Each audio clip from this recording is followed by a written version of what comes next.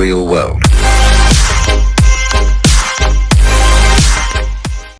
Welcome to my channel. This is Serge bringing you another action figure collector's review on McFarlane's One Punch Man Saitama. As you can see right there, you get the figure himself. You get an extra set of interchangeable hands. You get an extra head sculpt. Over here on this side of the box, you get Saitama really big. McFarlane toys up there at the top of the box. Over here on this side of the box, you get a nice illustrated image from the anime. You get Saitama up there at the top of the box. Over here on the back of the box, you get One Punch Man up there at the top and a nice little image of Saitama. Over here at the top of the box, you get One Punch Man right there. And down here at the bottom, nothing but the barcode. Let's get to it. Open this bad boy up. Okay, let's take a good look at his accessories. Right here, we'll take a good look at his alternative head sculpt. He looks very serious, kind of angry, and I really do enjoy this head sculpt a lot. It's very basic, but that's basically what Saitama is. He's kind of a basic hero, but he's like OP, and I like the eyebrows that we're seeing it throughout, and his facial expression with his eyes and all that. He looks very serious, kind of angry right here. And you can't have a One Punch Man without a set of fists. Boom, boom. Now, what if he was to fist bump himself? Would he, break both of his fists? Let me know in the comments below. But it's very basic, but flows the figure very well. I enjoy that. Same thing goes with these wide open gesturing hands. I'm very pleased that we got these hands as well. More relaxed style. So, I mean, whenever you pose him with your other anime figures, he's not always going to be fighting them. So I enjoy those very much. So, and these things are so tiny, I can barely hold them in my hands. That's how tiny they want to slip out of my hands. And you also get this stand. Got the little peg hole right there, which, I mean, the figure stands pretty good itself. So you really don't need this, not unless you stomp around your house and you hate picking up your figures all over the place. But you get One Punch Man right there. I enjoy that a lot. I really do appreciate McFarlane throwing those in.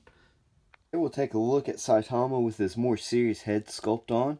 Right here, he can look up that far with it. Actually, you can get a little bit more. I got the ball peg sticking out a little bit. But right there is about as far up as he can look. He can look down, a pretty good bit. It's not too bad. And he does have that confused dog to that side. And he's got that confused dog to that side. And wherever you place it, kind of wants to move a little bit back into place. So that's a little bit bothersome. And his head can spin around in a full 360, just like the Exorcist right there. And I really do like this head sculpt on this figure. But there's something kind of weird with his neck going on. It's kind of wider through here. I don't enjoy that at all. It's like he got twisted around or something in shipping. I'll have to go and fix that here in just a second. Saitama out of the box, all bored and ready to find some action onto your screen. That's right, he hits and destroys everything in one punch. That's why he gets called One Punch Man. At least I hadn't really heard them call him One Punch Man in the anime. Now, I could possibly be wrong about that, but let me know what you guys think in the comments below. Okay, let's take a good look at Saitama's articulation. Right here, his head can really look up that far with this head sculpt on, and he can look down that far, which is a great amount down. And his neck is on a double ball peg. He's got a ball peg right here and a ball peg down there. And he's got the Exorcist. His head can spin around in a full 360. He's got the confused dog that much that side and that much that side.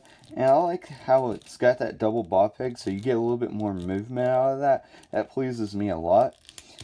His arm joint can move up that far to that side, which is very nice. He can throw the perfect pitch right there. And he's got a bicep swivel, a double jointed elbow that bends in that far, which is amazing. I like that. He don't have no swivel there, but you'll get all your swivel movement at the wrist. And it's on a ball peg, so you can move it that way and back that way. And then you can move it around, and you can move his hand side to side, just like so. That pleases me a lot. Even though ball pegs are kind of ugly at the wrist because it leaves this big old ball right there. It's like swelling or something. But his torso, there's something I want to note. When getting him out of the box, his torso popped off. and it's very easy to pop off and on. So just keep that in mind when posing yours around. But he can lean that far forward, and he wants to pop out that far back. He can also move that far, well, that far to that side, and that far to that side. That torso articulation and that ball, it keeps popping out, is very, very frustrating. And his legs can split out this far. And this one popped off on me earlier. Just keep that in mind too when posing him around with these hip joints. He can kick forward that far and back just the tiniest bit. He's got double jointed knees that bend in all the way, and there goes his top half, and bend back that far. And we also have no boot swivel, but you'll get your swivel down here, and you can move his foot down like a perfect halfway ballerina, and he can move his foot that far forward. And you got that ball peg too, so you can move it around, and then you get your ankle pivot that way. So that was a good look at Saitama's articulation. And I'll pop him back on right quick, and we'll take a look at his sculpt work and his deco. His sculpt work and deco looks very good. I'm pleased with that, and I fixed his neck so it don't look as stupid. But his eyes, the way he's looking over there to his left, that's very nice. I like that. I like his eyebrows. His mouth is really tiny. Got a tiny mouth. His nose looks good. Kind of looks like Doug Funny in a way. Bald. I like his bald head. You know, it looks very, very good. I like the muscle tones that we see throughout right there. I like the sculpt work in the neck. However, I don't like that line going through his neck. That bothers me a little bit, but I can live with it.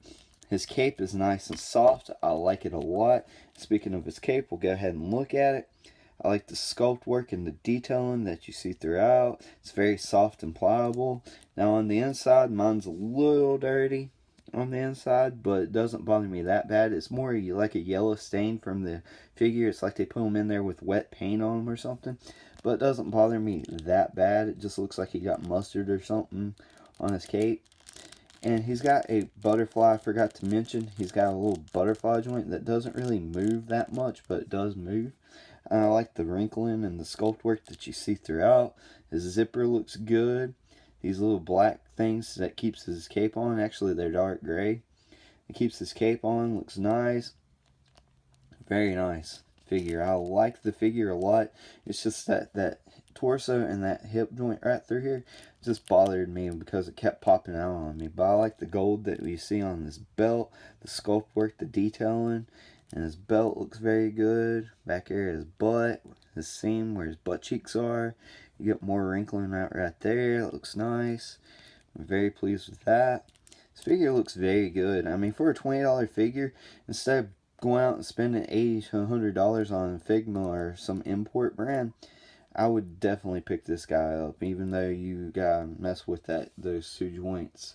But it looks very, very good. I'm pleased with that. The boots look good. That was a good look at Saitama. That's how Saitama scales with a couple more anime counterparts from McFarlane Toys.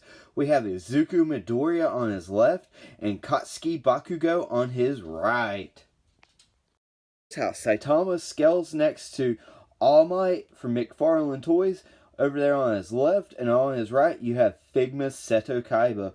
And I feel like Saitama stands a little tall compared to this All Might figure, and a little tall towards Figma Seto Kaiba.